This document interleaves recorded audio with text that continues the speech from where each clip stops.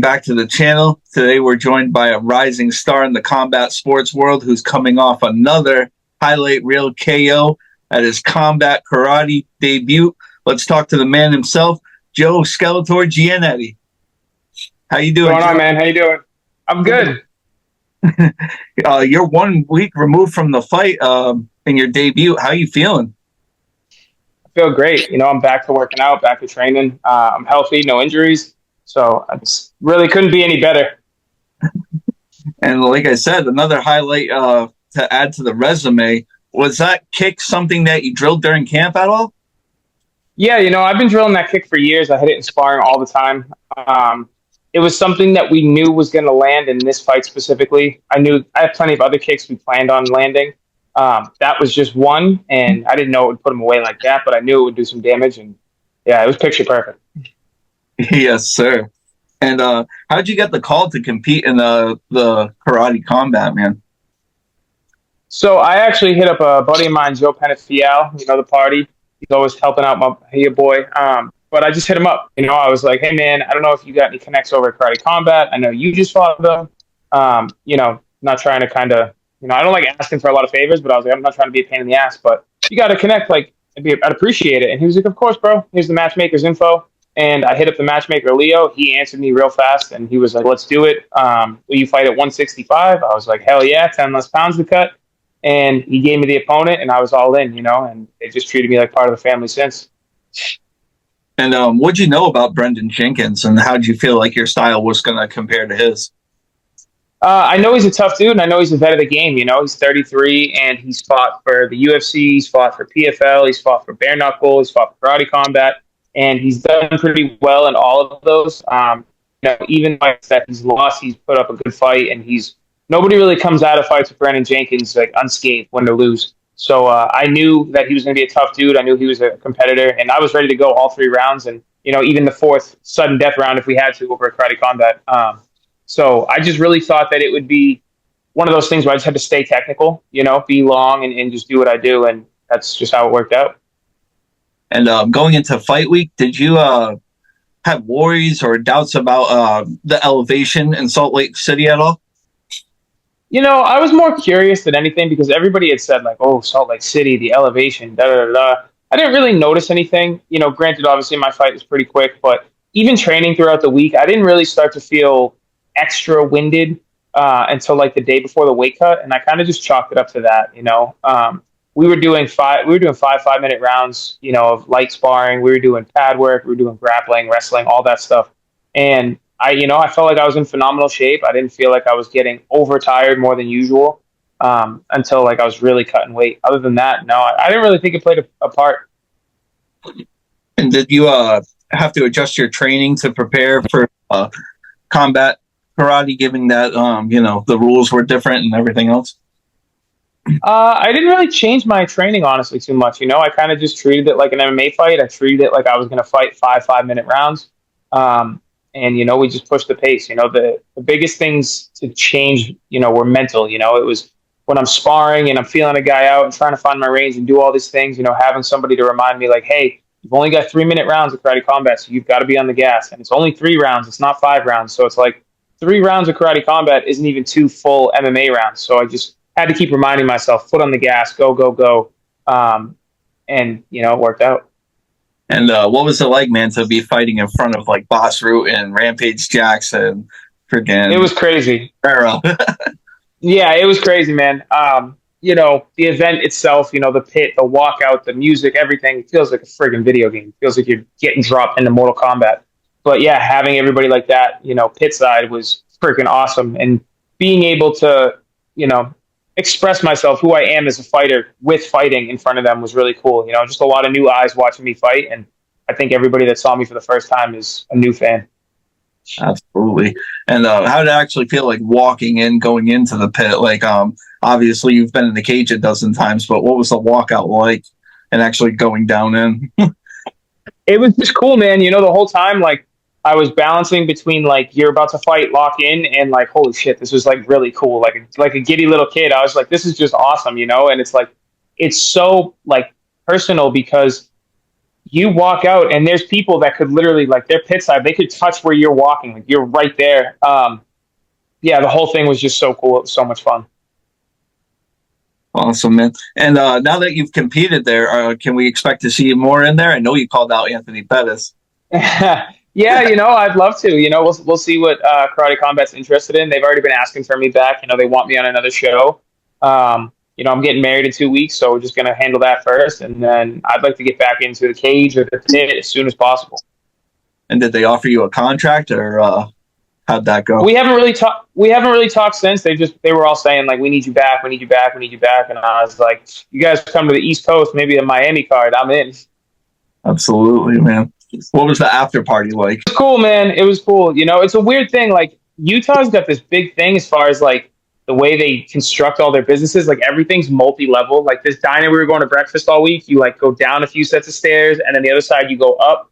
And then, like, the bar for the after party was like, you go down a giant set of stairs, and then you get down a hallway, and it opens up into, like, a club. It was crazy. But yeah, no, the after party was cool. I got to hang out, like, with obviously all the guys that, like, fought on the card, and then Rajeda was there and all that. It was really cool, just, like, kicking it with those people. Do you see yourself going back to MMA as well anytime soon? Yeah, definitely. I'm not done with MMA. I still have my goals that I want to achieve. It's just a little side quest. And we're just gonna see what happens next. We'll take Karate Combat as far as I can go, and then jump back to MMA, or maybe we'll jump back and forth. Like, my dream of being in UFC, fighting in UFC Boston, being a UFC champion, like, that hasn't gone anywhere. At the same time, it's kind of like, you got to have fun with things. And Karate Combat it's new to me. It's fun. Obviously, it's still business when you get in there, but I'm having fun. I feel like a little kid that just started training MMA all over again. So, little side quest, make some money. Karate Combat pays very well. They take care of your boy, and it's very hard to get paid like that and then go back to MMA where you make less than a third of the money for, now you're going to do grappling and wrestling and all this stuff. So, we're going to take Karate Combat as far as we can, and then jump back to MMA and keep chasing those dreams. And does bare knuckle MMA interest you at all? No, I think I don't want to say it's, like, barbaric. Like, I don't want to downplay it, because, like, I watch it. I love watching it.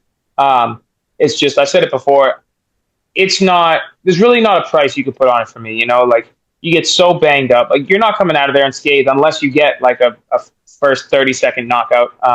And I would just ask for money that I know I'm not even worth, because I know I'll break my hands. I know I'll get cut. I know maybe a fracture in the face. And that stuff, takes time away from life and from training and working and all that. So it's like, I would throw a number at them that's just, I know I'm not worth. It's obnoxious. And if they weren't willing to pay that, I just would never. Yes, sir. And I actually wanted to talk to you about the last Cage Titans, if you don't mind. Still coming off the fight with Pete. I was frustrated. I didn't perform how I was supposed to. I didn't perform well. Looking back on the fight, I don't want to say I definitely think I won the fight. I'll say I definitely think I should have, in a sense of, like, the judges' scorecards I didn't really agree with. But I told everybody, because a bunch of my friends, family, and fans were so, like, irate and angry about the decision. It's hard for me to get emotional about that decision where, Pete performed very well. I performed very poorly. So the fact that I even allowed it to be a close decision is on me. Maybe, if God came down right now and was like, no, you were supposed to win that decision, I still wouldn't be mad about it, because if I had performed better, it wouldn't even have gone to a decision. I would have finished him. I think I should have won that fight, for, figuratively and literally. But it is what it is. It's just something that I had to work on. I know I'm supposed to be biased, but I couldn't be, because, like, I was a fan watching it, and I just didn't understand, the two eye pokes and then the freaking kick to the nuts. Like, that kind of had me feeling like it should have been weighed the other way. But either way, yeah, my biggest regret would probably be that last eye poke. I kind of jumped back into the fight a little too quick. Trap bags in his corner that were mouthing off to me, and they were like, "Oh, you're trying to find a way out of the fight," bunch of shit. And, like, it definitely influenced me to jump back in the fight quicker than I should have. I definitely should have taken another minute. I thought I was good, and then the ref said go, and, like, my whole left eye, everything was, like, blurry. I couldn't see anything out of that eye, but I fought as best I could. And from my memory, I was kind of chasing him down the last 10 seconds of that fifth round. So all the nut shots and eye pokes aside, I was still trying to come forward and make it a fight. Absolutely, man. And so what's going to be next for you? I'm not sure, like we'll see where the money is. I want to do, like I said, I want to do MMA. I want to get back into chasing that shot at the UFC, chasing to be one of the best in the world. But, Karate Combat's got a good thing going on. It's a great show. Everybody's awesome and they pay me well. And that's just like where I'm at in my career, where it's like, I'm not giving up on my MMA dreams and my goals, but sometimes you got to do side quests. It's business. I got to make some money, and I've put a lot into this sport of MMA, and financially, spiritually, physically, and my finances have taken a very big hit because of this sport. And I'm not complaining. I'm very blessed for things I have in my life, but your boy's got to make some money and then dominate Karate Combat, and we'll see where I end up. Yes, sir. All right. Well, that's all I had for you today, Joe. Is there any sponsors, teammates, socials you want to shout out before we go? Yeah, of course. You guys can find me on all social media. It's at Giannetti MMA, 2 N's and 2 T's. Messes everybody up. Wicked Italian. And then all my sponsors. The biggest one that helped out on Fight Week was 2 Fight Bros. They came out, they took care of me, made sure that everything was all set for the weight cut. Everything was all set for, my meals, hydrating after weigh-ins, eating, all that stuff. It was awesome. My coach, Justin Burrell, he came out to Utah with me. I shot him a text when I got the fight. I was like, you want to go to Utah for a week for Fight Week? And he was like, hell yeah.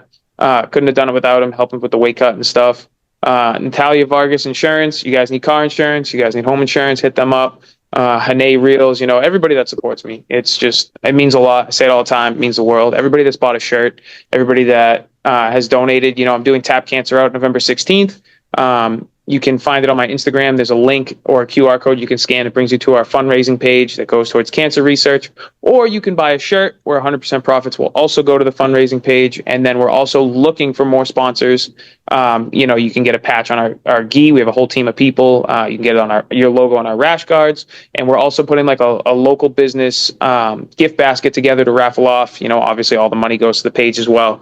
So right now we have Sweet Needs Bake Trucks in there. We have I forget the name. We have a Greek restaurant in Taunton that's going to give us a gift card as well. So we're just trying to get as many local businesses in there, and we're going to raffle off the basket to raise money for cancer research. That sounds amazing, man. I want to thank you for your time again, as always, Joe. And I can't wait to see what the future brings for you, man. Of course. Thank you, bro. I appreciate it. You have a great rest of your day. You too.